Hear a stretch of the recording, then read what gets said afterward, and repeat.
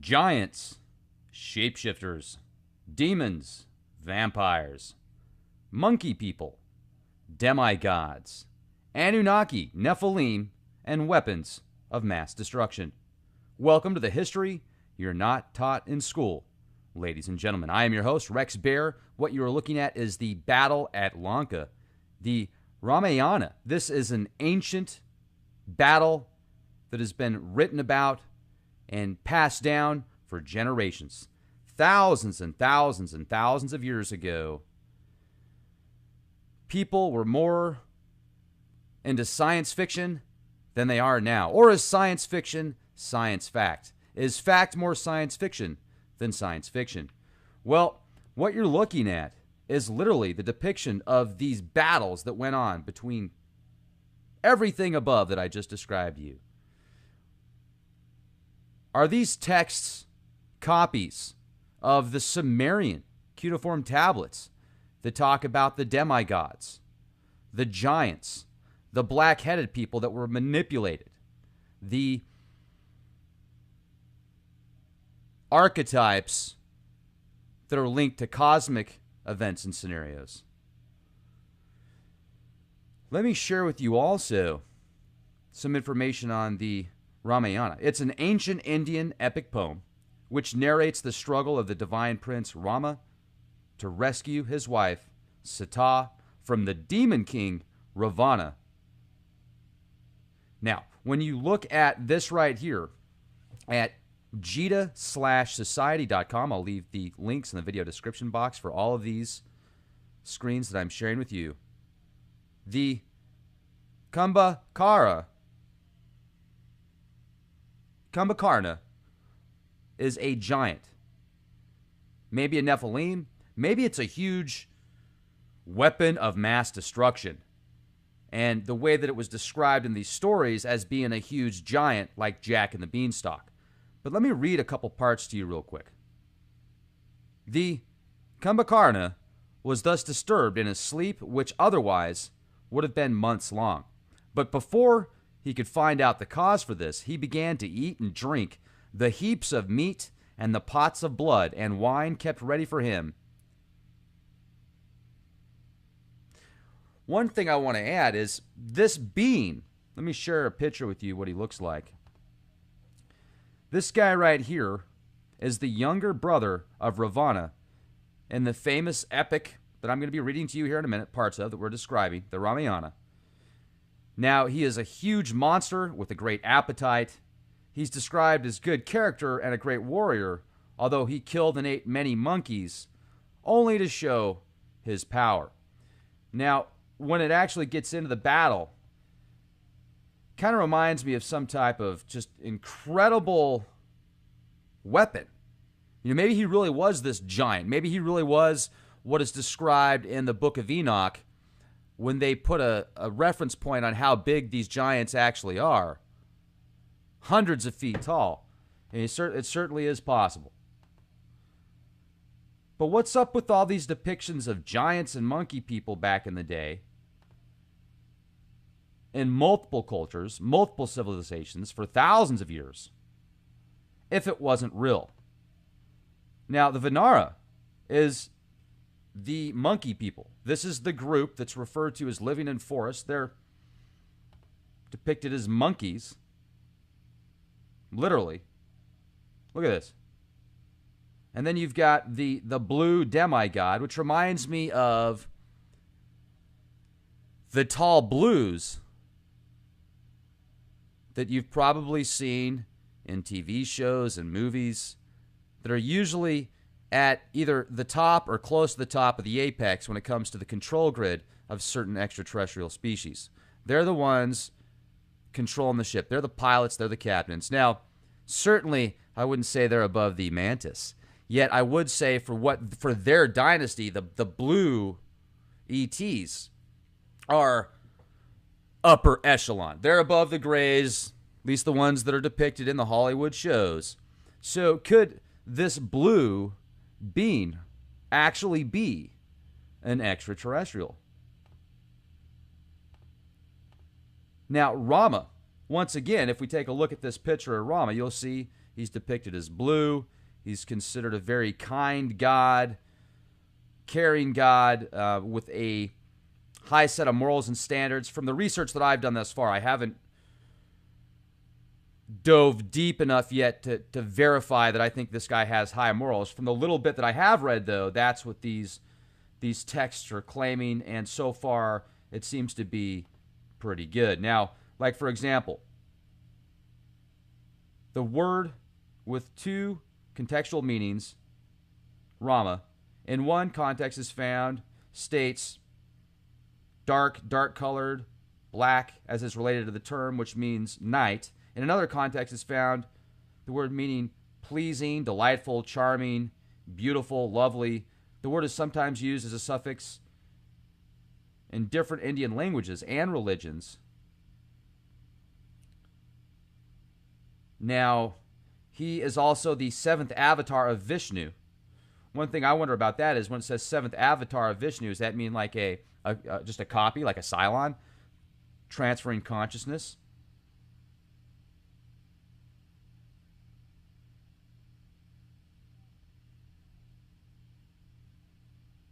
Now, the Vishnu avatar named Rama is also known by other names. He's called Ramachandra, beautiful, lovely moon. It's the descendant of Rahu, the solar dynasty in Hindu cosmology. The root of the word Rama is Ram, which means stop, stand still, rest, rejoice, be pleased. So there's a lot to this deity. Now let's get back to the vampires. Now let's talk about the demons, the Rakshasa. These are the demons that are depicted, or those that are referenced kind of like a demon: man-eaters, vampires, flesh-eaters, horns, fangs, etc. And you can see, take a look at this image here. That reminds me a lot of these Egyptian hieroglyphics, which show very similar headsets, just not the fangs.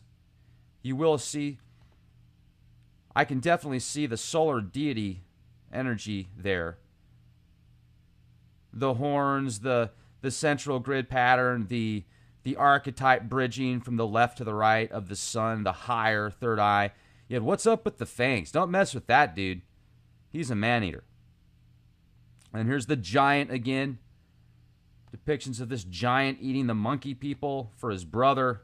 And this is where he gets slaughtered because he finally gets taken out. And they start cutting off his body parts. And then he starts walking around with stubs, it says. And they finally cut off his head. And then his brother gets sad. And here's some more images of the monkey people. Here is Kishkinka, which is described in that Ramayana as a higher archetype monkey, one of the higher titled positions. And then the Hanuman, not a human, but a Hanuman. Isn't that interesting? If you take out the AN, you've got human. This is another divine monkey and devotee of Rama. And then you've got Angada, and these are all described in this text and many more, is another deity, monkey being deity. And then we'll just jump back here to the Rakshasa. What is this? Did they get this information from the Sumerians? Did the Sumerians get it from the Akkadians? I mean, not the Akkadians, the Arata people. Where did the Arata people get it from? The Anunnaki, of course. Yet, where did the Anunnaki get their information from? Or are the Anunnaki, is Anu, An, the father of the dynasty of the Anunnaki, is that as far back as it goes into physical vibrational manifestations? Yet, is he even at that level? Or is he at that level at one point and then at the higher vibrational frequency at the other, which would explain how these Anunnaki, these demigods, the demiurge, these higher level beings can change shapes, can change form, can transfer consciousness, can go throughout time and space. can move into any form of vibrational frequency pattern they so choose. Maybe within certain parameters, maybe beyond that. Maybe when these beings came down to Earth, if they did, which I believe they did, when they were formed, it could have easily been just instantly. Such as human. Our original, or the original Earthling of this planet was most likely just created. I doubt it started from a single cell and then just kept splitting until you had a monkey, and then aliens come down and manipulate the monkey. It's most likely a very highly evolved Earth being, our ancestors, that didn't have, maybe the reason they were easily tricked is because they didn't have the mindset to trick people. They didn't have the mindset to lie or deceit or to manipulate. They just were. And then this intelligent set of beings come down. Maybe they're not as highly evolved in the spiritual aspect at that point, yet they were more so in the physical aspect, making it easier to trick a being that is, I'm not going to say ignorant, because I don't feel that ignorant is the right word, more like naive, because of the kind hearts that our ancestors probably had. And now, because we've got not only that DNA, we've got the DNA of these other beings that are a warlike dynasty. That's why oftentimes we're fighting ourselves within our own minds. You've got the angel with the white robe on the right and the devil with the red spandex on the left. Do it, do it, don't do it, don't do it, do it, don't do it, don't do it.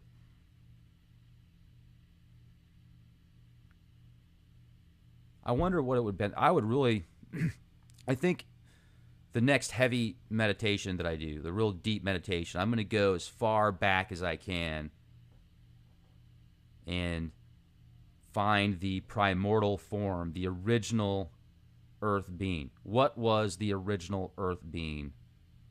Who was the original Earth being? What opportunities did the original Earth people have? Strong points. And when you get into this whole transhuman movement now, where people are like, oh, I don't want to extend my life, that would be taking away from God, or that would be messing up what God did naturally. Do you really think you're the natural form of what God made? You don't think you've already been messed with for years, decades, previous generations? Wouldn't it be neat to find out what the original copy was, what our original version was like? I'm going to do some more research into that and find out. I want to go way, way back. Millions, billions of years.